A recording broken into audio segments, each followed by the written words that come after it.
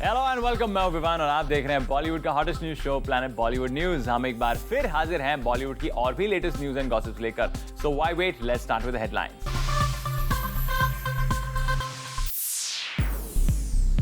Real media के सवाल सुनकर आखिर मधुर की बोल्ड हीरोइन क्यों नहीं दे पाई जवाब। रणबीर, इलियाना और प्रियंका पहुंचे एक रियलिटी शो में टू प्रमोट बर्फी।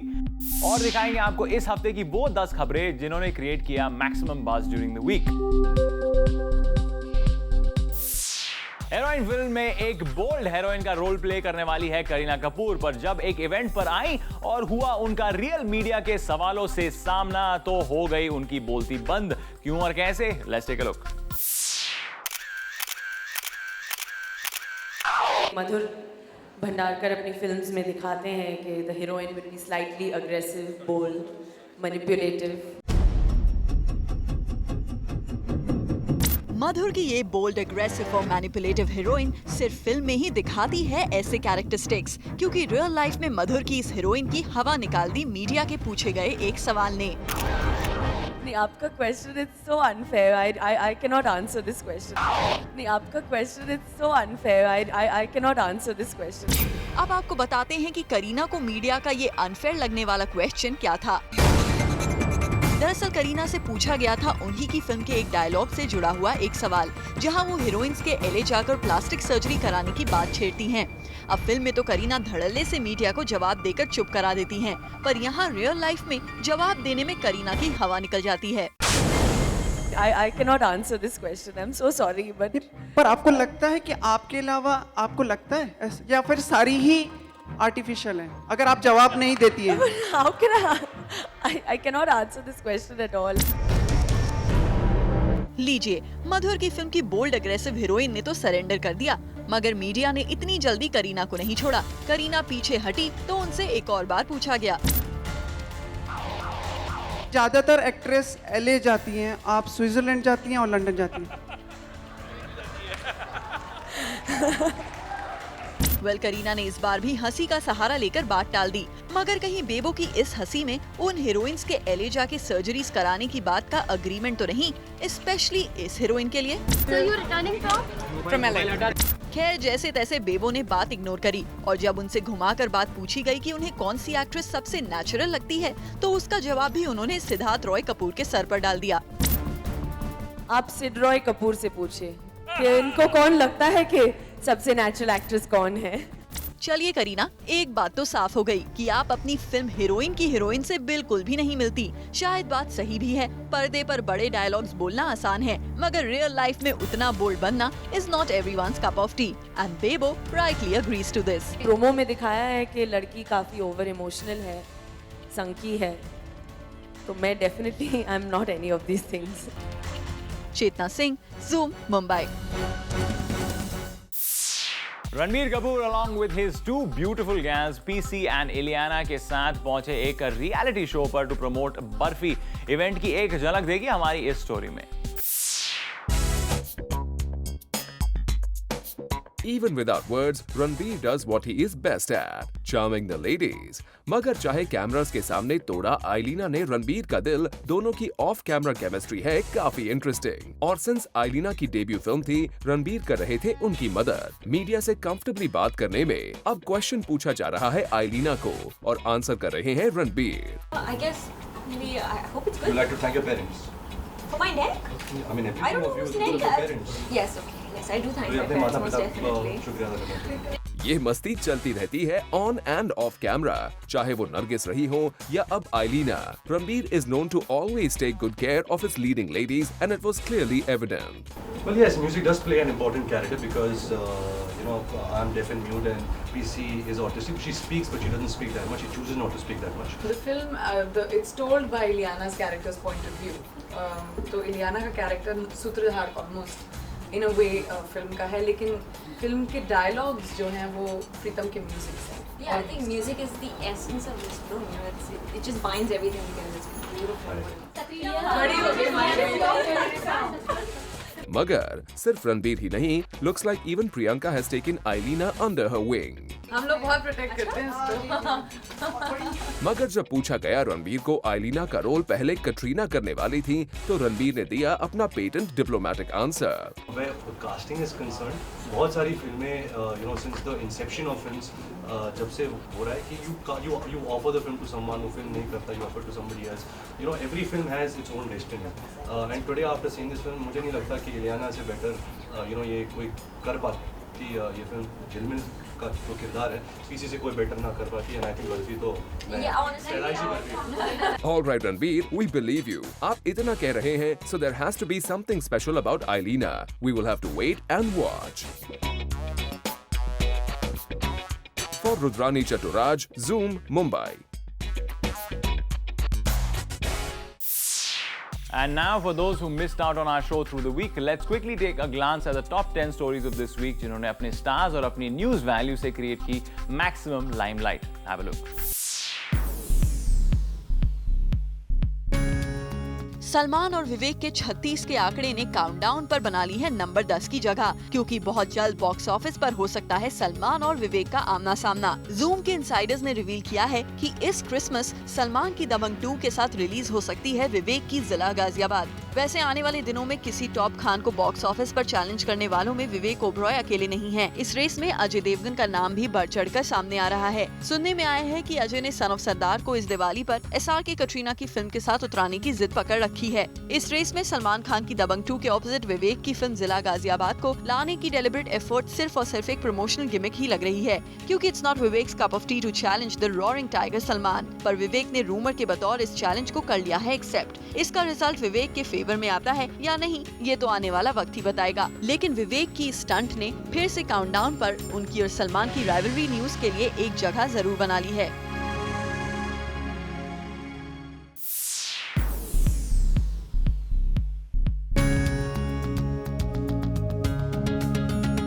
हमारे काउंटडाउन में नंबर 9 पर शिरीष कुंदर के बैड लक ने बना ली है अपने लिए जगह। जी हाँ, बॉक्स ऑफिस पर शिरीष की जोकर आई तो जरूर, पर ढल भी गई, क्योंकि ये फिल्म हो गई सुपर फ्लॉप। ये सदमा कम था कि शिरीष के लिए फिर से आ गई एक और बुरी खबर ये कि शिरीष कुंदर को प्रोड्यूसर साजिद नाडियाडवाला की सलमान स्टार फिल्म किक से किक आउट कर दिया गया। क्लोज सोर्सेज की माने तो Sajid was very upset with jokers box office report, और इसीलिए वो शिरीष के साथ अपनी फिल्म का रिस्क नहीं लेना चाहते थे। इसलिए उन्होंने शिरीष को बाहर का दरवाजा दिखा दिया। शिरीष तो अभी भी जस्ट बाहर निकले थे। उसके बाद न्यूज ये आई कि एक था टाइगर के डायरेक्टर कबीर खान कर सकते हैं इस फिल्म को डायरेक्ट। पर इसी न्यूज पर क्लैरिफिकेशन देते हुए खुद हारे हुए शिरीष कुंदर ने अपनी सोशल नेटवर्किंग साइट पर कुछ ऐसा लिखा। I'll continue with my efforts to make original films and bring novel stories to the mainstream format. Remakes for now do not interest me. Sajid Nadeadwala will be directing Kick. He had originally envisioned the project and I feel he is the best person to bring it to life. यानी कि अब ना कबीर खान और ना ही Shirish kick को direct करेंगे, बल्कि साजिद नाडियाडवाला ही अपनी फिल्म को प्रोड्यूस करने के साथ साथ डायरेक्ट भी करेंगे। तो कुछ इस तरह शिरीष की बैड सिचुएशन ने हमारे काउंटडाउन पर ले ली नंबर 9 की जगह।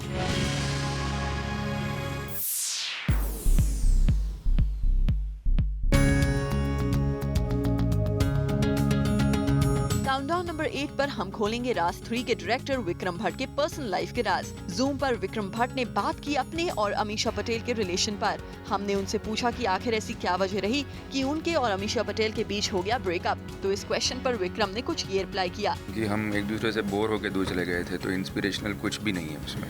क्योंकि हम एक दूसरे से बोर होकर दूर चले गए थे, तो इंस्पिरेशनल कुछ भी नहीं है उसमें। Well, it seems a bold confession coming up from you. इस बात से अमीषा का क्या रिएक्शन होगा, she knows better. But we are quite stunned, Vikram. Well, इतना ही नहीं, गॉसिप बाजार में ये रूमर भी आए थे कि विक्रम की राज 3 है inspired from his and Amisha's personal life. तो इस पर सुनिए विक्रम भट्ट ने क्या कहा। अमीशा और मेरी लाइफ में ऐसा कुछ नहीं था जो इंस्पिरेशनल हो सके। अमीशा और मेरी लाइफ में ऐसा कुछ नहीं था जो इंस्पिरेशनल हो सके। चलिए, आपकी पर्सनल लाइफ इतनी इंस्पिरेशनल तो वाकई नहीं थी, पर कुछ तो रियल लाइफ इंसिडेंट्स आपने अपनी फिल्मी पर्दे पर पेश किए होंगे। क्योंकि एक दौर ऐसा आया जब मेरी फिल्में नहीं चल रही थी और उनकी नहीं चल रही थी, तो मैंने उनका ये दर्द देखा कि जिस मुकाम पे वो थी उस मुकाम में वो फिर से पहुंचना चाह रही थी। और जब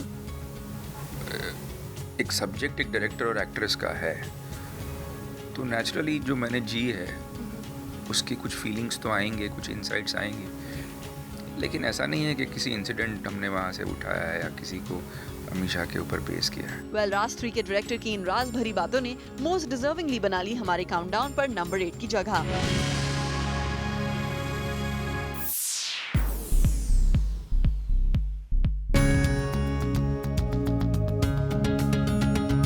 इस हफ्ते जूम पर दो सिजलिंग हॉट लेडीज ने किया है एक candid confession. Well yes, Bipasha Basu और ईशा गुप्ता ने किया कन्फेस एक्सक्लूसिवली जूम के बूम पर कि वो नहीं है single. Who told you I'm single?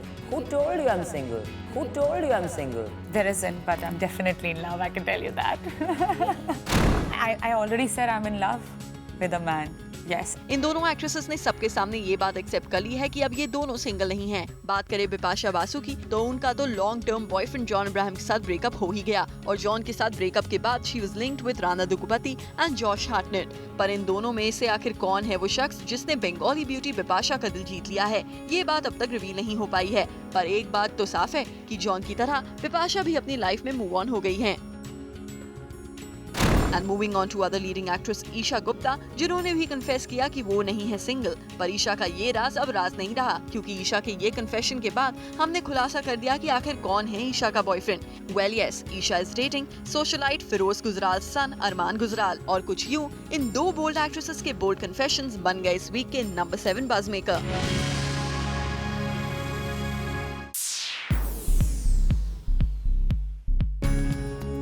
Countdown number 6 पर शाहिद की खराब किस्मत ने दरवाजा खटखटाया है, क्योंकि अब शाहिद की किस्मत वाकई खराब हो गई है।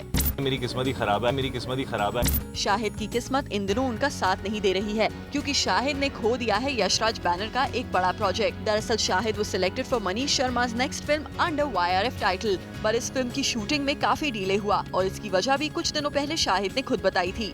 It's so strange that I haven't been on a set. I was supposed to start shooting in February right after I finished Teri Meri Kahani for the film that now is going to start in July.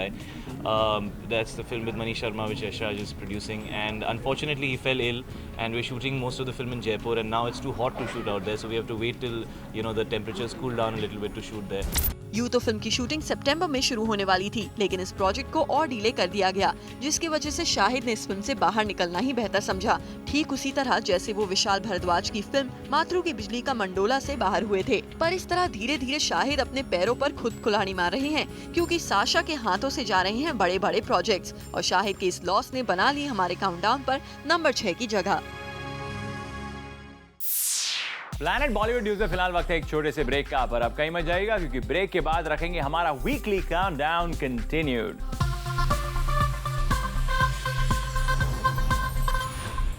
Top 10 stories की list में अभी भी बाकी है और भी hot and happening खबरें, तो आइए नजर डालते हैं on our remaining countdown. Countdown number 5 पर टिकटॉक कर रही हैं बिपाशा बासु और प्रियंका चोपड़ा, क्योंकि बॉलीवुड की इन दो हॉटीज के बीच आ गया है एक आइटम नंबर, जो फाइनली बिपाशा के हाथ से छूटकर लग गया है प्रियंका चोपड़ा के हाथ। दरअसल जूम पर ही बिपाशा ने इस बात को एक्सेप्ट किया था कि shoot out at Wadala film में वो नहीं करेंगी कोई भी item song. There is news that you're doing a Qawwali item song at shoot out at Wadala. No, I'm not. अब बिप्स नहीं तो कोई और एक्ट्रेस ही करेंगी इस फिल्म के लिए आइटम सॉन्ग, और वो कोई और एक्ट्रेस है प्रियंका चोपड़ा। जूम के क्लोज सोर्सेस ने इस न्यूज को कंफर्म किया कि PC is the final choice for Sanjay Gupta's item song in the film, और बहुत जल्द ये देसी गर्ल थिरकेंगी अपने दोस्ताना फ्रेंड जॉन के साथ। पर हम आपको बता दें कि प्रियंका के पहले Bipasha was finalised for the same, पर जिस फिल्म में जॉन हो वहाँ बिपाशा का दिखना अब थोड़ा इम्पॉसिबल है। और खबर ये आई कि John told Sanjay Gupta to remove Bipasha from the item song. अपने फ्रेंड जॉन की बात तो मान ली संजय ने। वेल, इस न्यूज पर अब तक प्रियंका चोपड़ा और संजय ने कंफर्मेशन पब्लिकली नहीं दिया है, पर सीक्रेटली पीसी ने हाँ कर दी है, making her number 5 buzz maker of this week.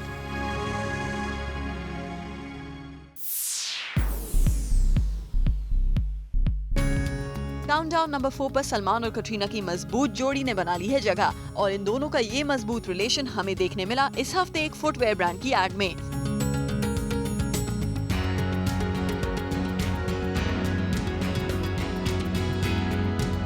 साथ ही साथ इस पिक में ये भी लाइन लिखी गई कि सही में मजबूत, और इस बात को हम भी मानते हैं कि चाहे इन दोनों के बीच कितने भी प्रॉब्लम्स आए, पर ये दोनों खास दोस्त एक दूसरे से कभी अलग नहीं होते हैं। हम आपको ये भी बता दें कि कुछ दिन पहले हमने आपको ये न्यूज बताई थी कि सलमान ने कटरीना को एक नया एंडोर्समेंट दिलाया है, जिसमें वो भी साथ दिखेंगे, और फुटवेयर ब्रांड की इस पिक से हम सभी को पता चल गया कि आखिरकार ये कौन सा ब्रांड था। तो कुछ यूं इन दोनों की जोड़ी ने हमारे काउंटडाउन पर मजबूती से बना ली नंबर 4 की जगह।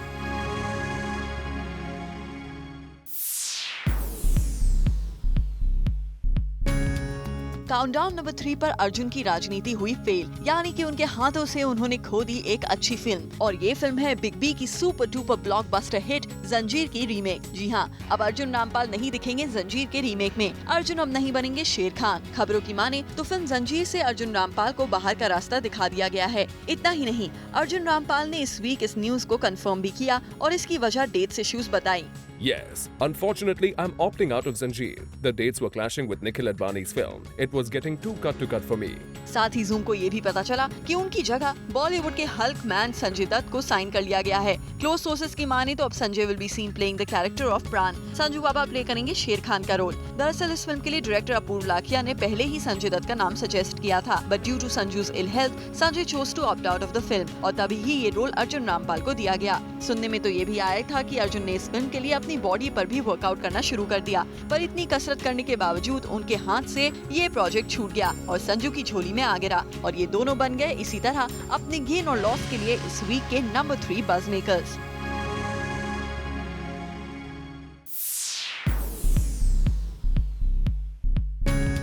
काउंटडाउन नंबर 2 पर संजय लीला भंसाली की रामलीला की हीरोइंस की कहानियों ने बना ली है जगह। इस वीक जूम ने रिवील किया कि आखिरकार कटरीना कैफ ने क्यों छोड़ दी संजय लीला भंसाली की रामलीला। दरअसल Katrina didn't want to star opposite Ranveer Singh और उन्हें लगा कि ये फिल्म के बाद उनका नाम रणवीर के साथ जोड़ा जाएगा। तभी तो इस न्यूज पर कटरीना ने हमारे सामने भी कुछ अजीब सा रिएक्शन दिया था। We just heard that you also part of Sanjay Leela Bhansali's Ramleela. Is that true? Where did you hear that? Yeah. I mean, I think it's been announced everywhere, the cast of the film. Yeah, we just heard that you are a part of the film now. It seems to be musical chairs happening in that film, but no, I have no idea. अचानक zoom के सवाल ने कटरीना को चौंका दिया, पर अब जो सोर्सेज के थ्रू आई इन्फॉर्मेशन रिवील करेगी कटरीना के रामलीला छोड़ने का रीजन, तो शायद कटरीना वाकई चौंका सकती हैं। और वो यही रीजन है कि रिपोर्टेडली रामलीला में रणवीर के ऑपोजिट इंटीमेट सीन्स वगैरह करने की इस बात से कटरीना भी ठीक उसी तरह अनकंफर्टेबल हो गई थी जैसे कि करीना हुई। I'm just going to tell him to concentrate on his work. No, I know. I'm just going to be like, concentrate on your work because you have tough competition with me now. He can focus on his work with you around. Well, I know, and that too, it's a love story. It's a very intense love story. So I've had it. So I've told Sanjay, you better keep Ranveer out of my way. I don't want him jumping around the set and dancing around me. Because last time when he met me, he was dancing around me. I was like... So I was like, okay, maybe, yeah, or maybe I'll be entertained on the set.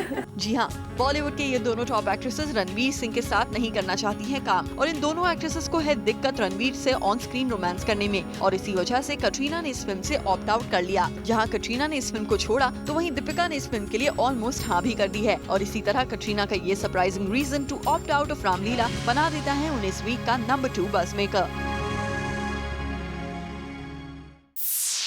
Planet Bollywood news में फिलहाल वक्त है एक और छोटे से break का, लेकिन आप कहीं मत जाइएगा क्योंकि ब्रेक के बाद भी बहुत कुछ बाकी है। So stay with us.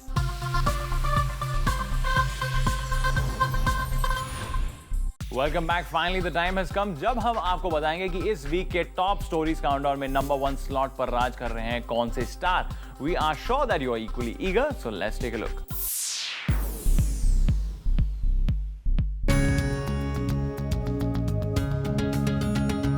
Countdown number 1 पर सलमान के हुक्म के इक्के कर रहे हैं राज। सलमान की एक था टाइगर के सुपर डुपर हिट होने से बॉलीवुड में ये साबित जरूर हो गया है कि सलमान बॉलीवुड के सबसे पावरफुल टाइगर हैं और सलमान की इसी पावर से उठा एक सवाल कि आखिर उन्हें यशराज फिल्म्स की एक था टाइगर फिल्म में क्यों लिया गया। रिपोर्टेडली यशराज फिल्म सलमान को अपनी फिल्म एक था टाइगर में इसलिए लेकर आए क्योंकि यशराज को डेस्परेटली चाहिए थी एक ब्लॉकबस्टर। यशराज फिल्म्स शामिल होना चाहता था बॉलीवुड के न्यू 100 करोड़ क्लब में। YRF ने बॉक्स ऑफिस पर काफी हिट जरूर दी हैं और वो हिट उनके फेवरेट बॉय शाहरुख खान ने भी दी है, but for SRK it was not possible to get 100 crore business for YRF और YRF बहुत डेस्परेटली चाहते थे कि उनकी फिल्म भी ज्वाइन कर ले 100 करोड़ क्लब और ये डिफिकल्ट टास्क सलमान के अलावा और किसी से करवाना पॉसिबल नहीं था क्योंकि बॉक्स ऑफिस पर सलमान की films like Ready, Dabangg and Bodyguard ने 100 करोड़ का बिजनेस जरूर बनाया है। वहीं SRK इस लड़ाई में पीछे रह चुके हैं, इसलिए YRF ने सलमान को लाया अपने साथ काम करने के लिए और बेयर किए सलमान के 1000 स्टारी टैंट्रम्स और आखिरकार ये स्ट्रैटेजी काम भी कर गई क्योंकि बॉक्स ऑफिस पर सलमान की फिल्म ने 100 करोड़ नहीं बल्कि करीब 200 करोड़ का बिजनेस बना लिया और सलमान की इसी पावर ने हमारे काउंटडाउन पर बना ली नंबर 1 की जगह। With this, it's a wrap. Planet Bollywood News में कल हम फिर लौटेंगे लेकर बॉलीवुड की और भी latest news and gossip. Till then, keep watching Zoom, India's #1 Bollywood channel.